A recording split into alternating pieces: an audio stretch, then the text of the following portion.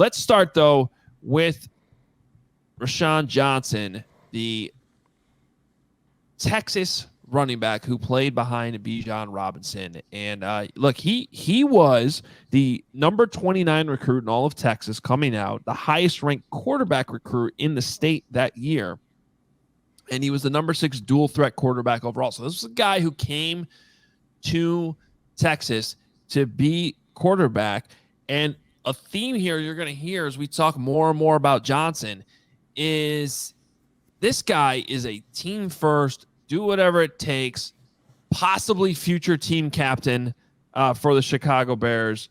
And they had a bunch of injuries right away at running back. So they asked him to transition to running back 1 week before the start of the 2019 season. He does it, and he does it well, and it's a permanent move.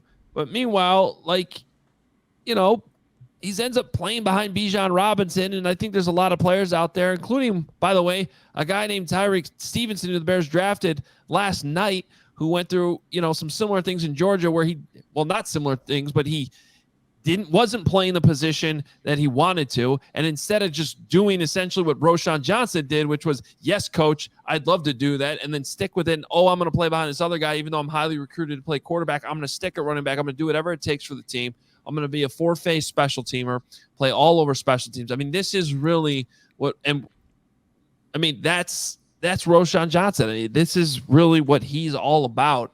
And from that standpoint, that's why I wrote in my draft profile on him as a reliable blocker and a 4-phase special teamer. I think he's going to be in the league for a very, very, very long time, even if he's not necessarily a starter. I think the question is, when we go back to the tape and maybe dive into it a little bit more now that he's a Bear, do we think he can jump in and be, the top running back? I saw some of that on Twitter today from people I trust, that they actually think like this could be sort of like David Montgomery, where you draft him a little bit later on and he actually becomes a very quick starter at the position.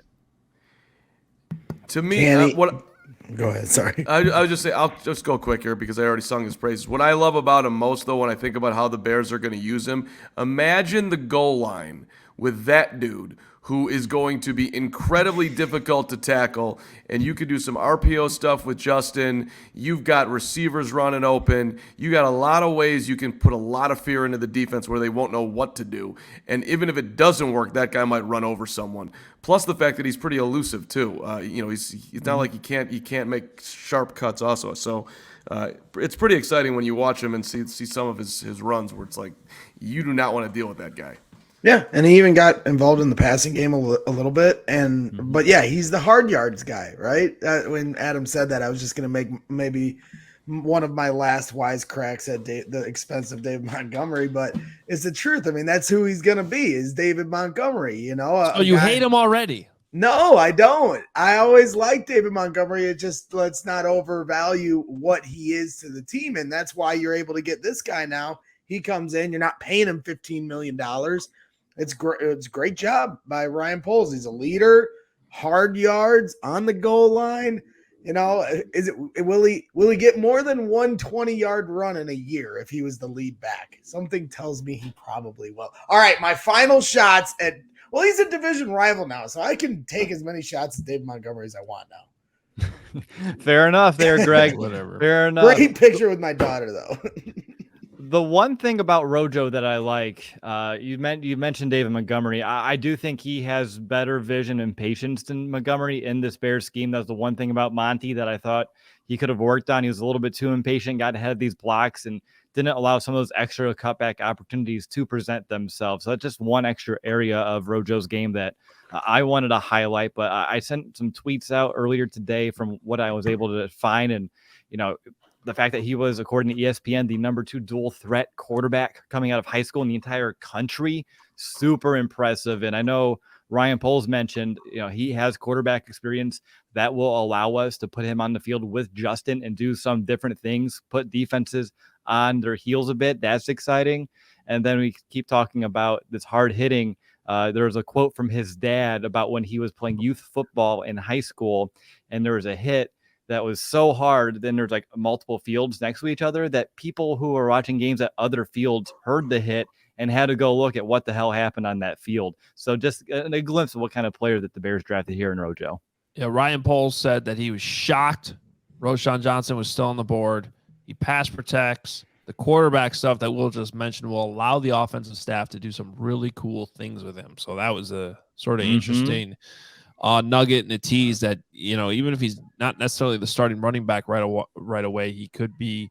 Apparently, he can still throw.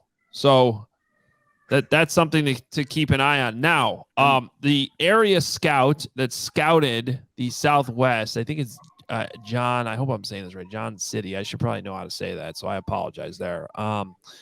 But he said, this is thanks to Nick, by the way, being there earlier today at House Hall and talking to him. Quote, the makeup of this kid. Again, you guys are going to see it. This human being is wired differently. The more time you spend around him, the more you realize that you are probably the one who has things you need to work on, not him. He's that kind of guy. I've been doing this now for 5 or 6 years, and just thinking back as we're making that pick, I don't know if I've ever written a guy as much character as him. This is a special, special human being.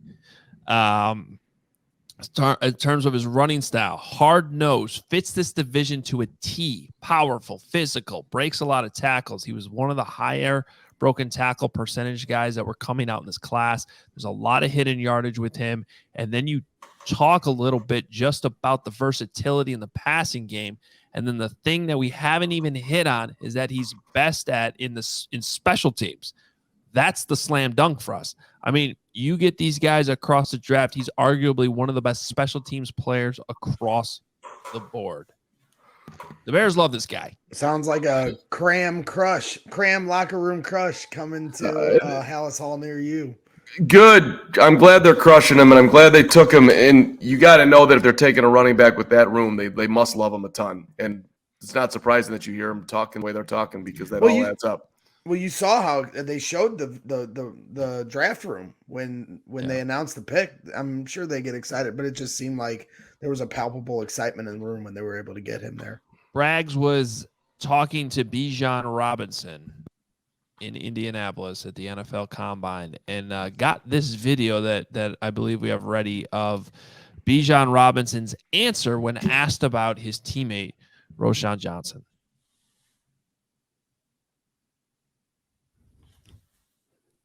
Nope. We have it, Lawrence.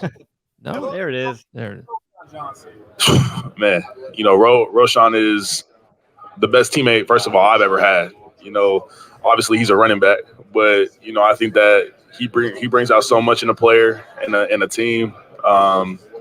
Just how he goes about being a leader to not just his teammate, but everybody in the community.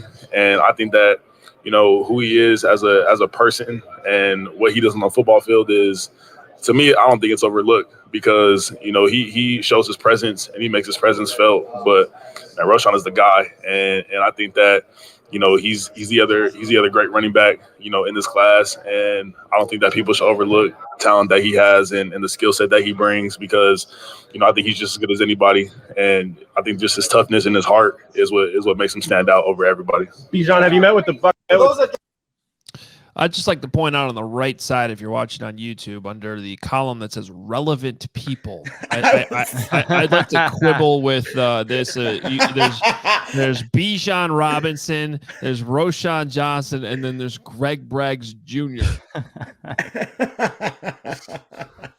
I mean, Twitter. I'm not going to fight it. This is why you cannot trust Twitter in the Elon era.